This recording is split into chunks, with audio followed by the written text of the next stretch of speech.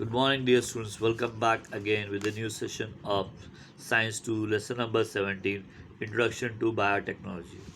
Already we have discussed about various types of tissue like epithelial tissue and connective tissue. Now we are going to discuss about another type of tissue called as muscular tissue and nervous tissue.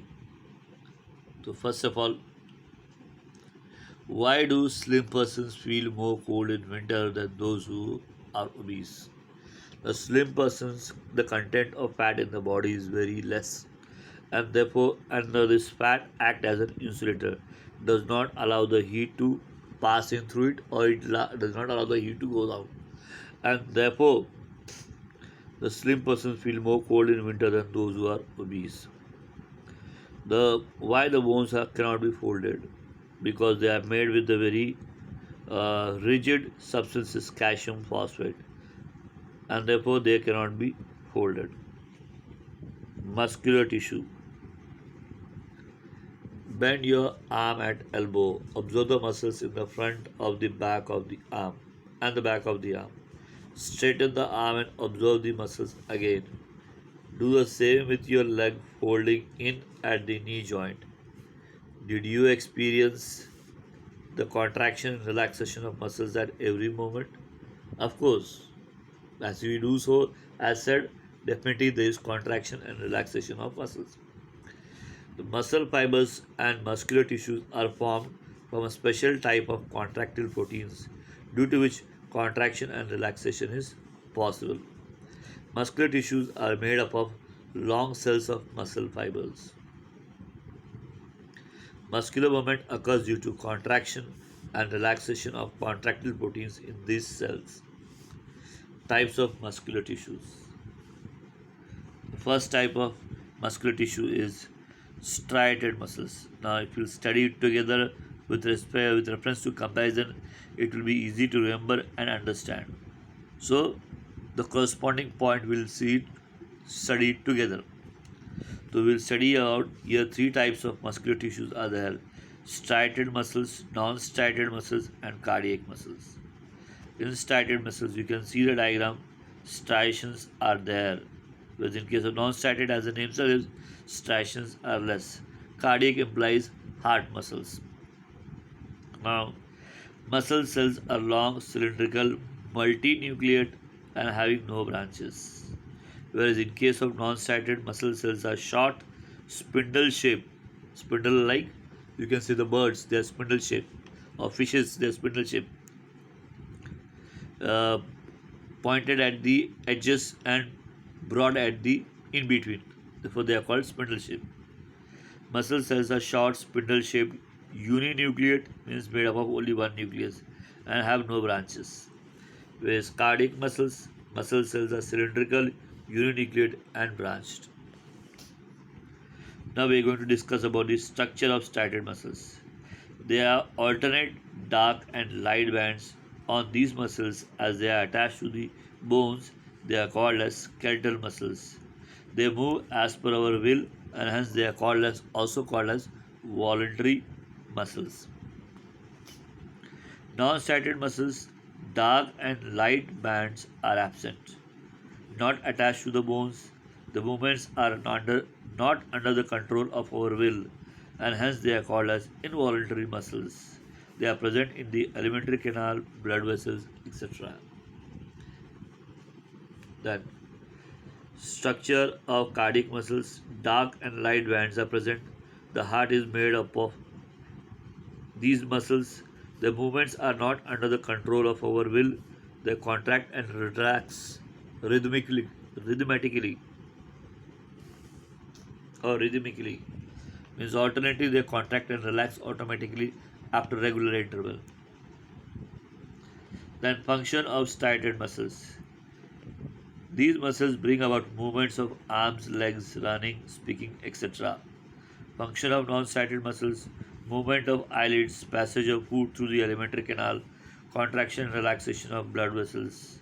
Then functions of cardiac muscles: contraction and relaxation of the heart. So now it becomes easy to remember about all these differences between striated, non-striated, and cardiac muscles. Which type of muscle is the diaphragm of the respiratory system?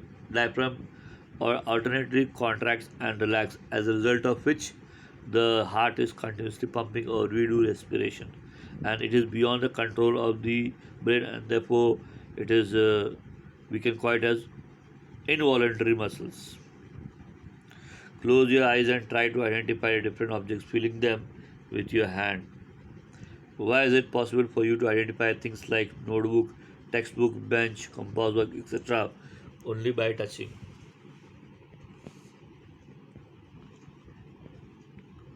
Now, these are responsible because of the other type of tissue, and that tissue is called as nervous tissue. Often you must have identified a singer by merely listening to a song, or identified what is being cooked in the kitchen by the mere smell. What helped us to do this? This is definitely done with the help of nervous tissue. Nervous tissue enables us to respond to stimuli like touch, sound, odor, color, etc. Cells of this nervous tissue are specially made up of some excited and to conduct the excitation from one part of the body to other. The cell body, which contains the cytoplasm and the nucleus, is the main part of each nerve cell. Please refer to the diagram while going through the explanation so that we can understand the explanation. You can see the adjoining diagram. At the center, nucleus or cell body is there. Then nerve cell is nucleus is there at the center. Then axon and dendrites are there. Dendrites hair-like structures are there. Axon long structure is there. So the explanation about the nerve cell is being given here in this passage. Cell of nerve tissue are specially made up of some excited and to conduct that excitation from one part of the body to another. Cell body, which contains the cytoplasm and the nucleus, is the main part of each nerve cell. Numerous small branch fibers called dendrites arise from the cell body. One of the fibers, however, is extremely long and is called as axon. The length of the nerve cell may even be up to 1 meter. Many nerve cells are bound together with the help of connective tissue to form a nerve.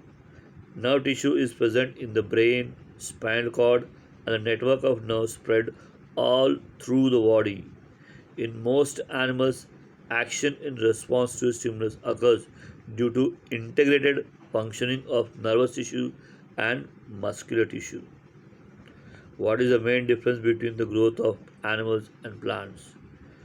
Growth of animals and plants. Here, growth of plants is depends on the movement of the plants, or growth of the plants and animals. Their function is totally or behavior is totally different from each other. Now here, growth in animals takes place throughout the whole body, whereas growth in plants is at a particular area growth is taking place. Why does the growth of plant occur only at specific parts of the plant tissue? This is because of certain hormones which are secreted at certain part of the plants, as a result of which only at the specific part of the plant the growth takes place. Figure 17.3 place an onion on each gas in such a way that its base roots will remain dipped in water. Measure and record the length of the roots of both the onions on the first, second, and third day. On the fourth day, cut off 1 centimeter of the roots of the onion in the flask B. Measure the length of the roots of both the onions in the next 5 days and record your observations in the following table. So here, which part is being cut off, that grows rapidly, because the or which is not being cut off, and that contains certain hormones, and therefore the root grows faster in those areas, and the part which is being cut off, the hormones are secreted less, and therefore the growth is being restricted.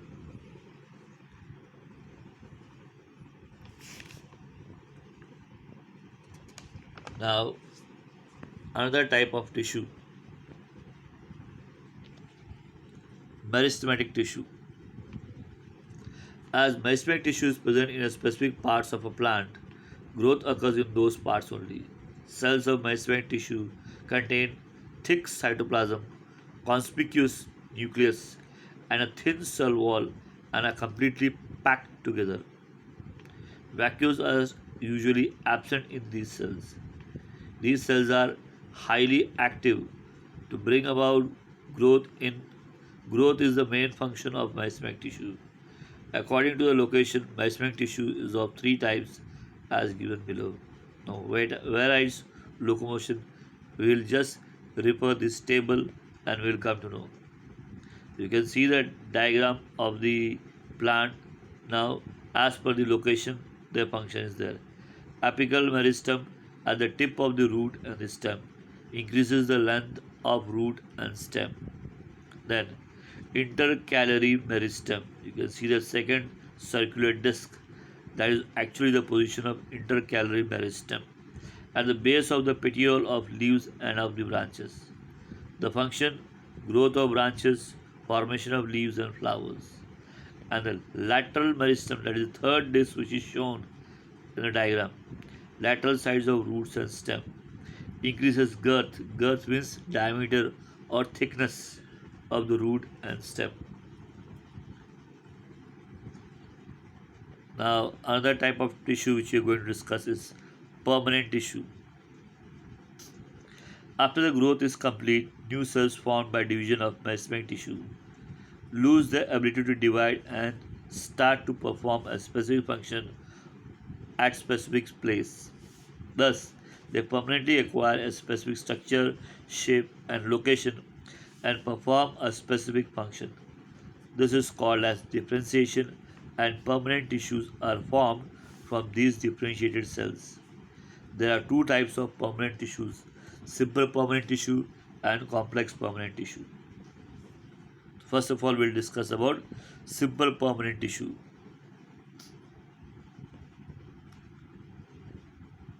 These are made up of only one type of cells and therefore they are called as simple.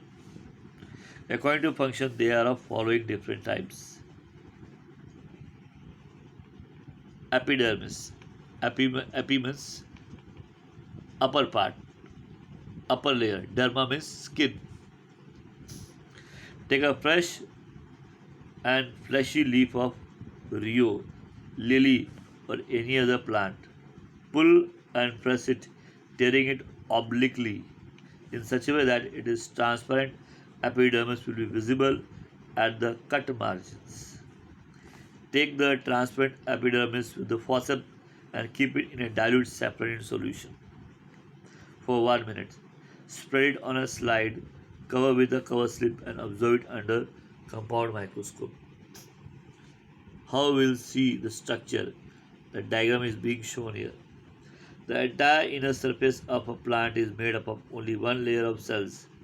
This layer is called as epidermis.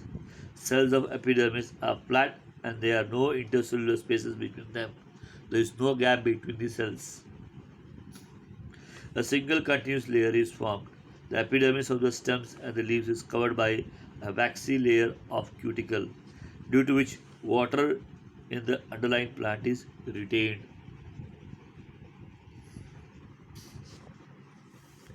Now, types of permanent tissue, we'll see it in the table.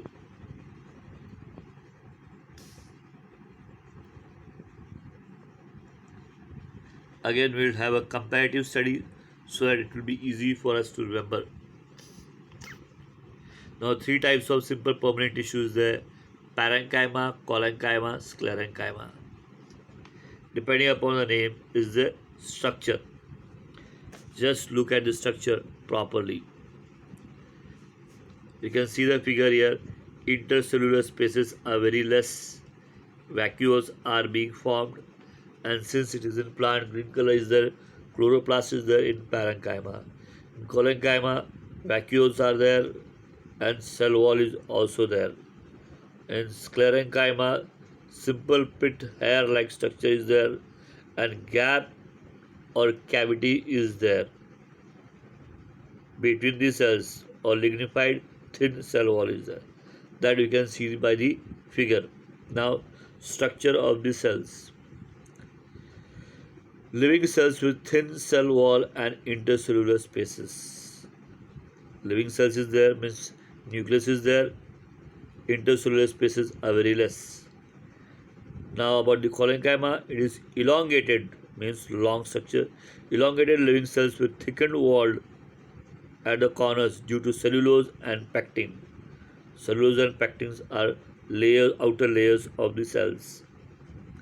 Then sclerenchyma, these are dead and fibrous cells with tapering ends. Tapering means thinner at the edges and thicker at the center. The cell wall contains lining. Lining complex thin structure. You can see that it is lignified thick cell wall is there. That location, where are these parts being observed on the plants? Location, parenchyma is observed all parts like roots, stem, leaves, flowers and seeds. Collenchyma is observed at the base of the leaf, petiole, branches and stem. Then sclerenchyma is observed in the stems, veins of the leaves, hard coats of seeds, outer covering of coconut. Then functions of parenchyma. Now, as for the structure, the function is support, storage of food. Vacuoles are there, gaps are there, therefore storage of food and filling vacant places. Collenchyma, now long structure is there, elongated is there, therefore support and flexibility to various parts. Then sclerenchyma function gives strength and rigidity to parts of the plants. Now in parenchyma, subtypes are there, that is chlorenchyma and erenchyma. Now chlorenchyma, leaf performs photosynthesis. Erenchyma helps aquatic plants, leaves and stem to float. Now name itself says air is present in it, and therefore the leaves of aquatic plants float on the surface of the water, and therefore they are called as erenchyma. Now types of complex permanent tissue. Again we can see the structure here. Two type of complex permanent tissue is being shown here, that is xylem and phloem. You can see the structure or diagram. You can see the figure of xylem. In xylem, tracheids are there, then vessel element, then along with xylem, phloem is also there. Both are basically present in the plants, but they have various different functions.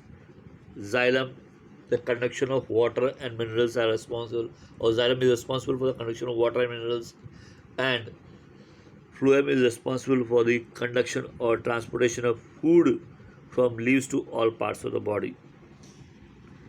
Now, characteristics of xylem. Xylem consists of thick-walled dead cells, whereas phloem consists of cytoplasm containing living cells. Types of cells. Xylem consists of tracheids, vessels, xylem, fiber dead cells. Xylem, parenchyma, living cells. Whereas phloem consists of sieve tubes, companion cells, phloem, parenchyma, living cells, phloem fibers, dead cells. The function of xylem, structure like interconnected tubes conduct water and minerals only in the upward direction.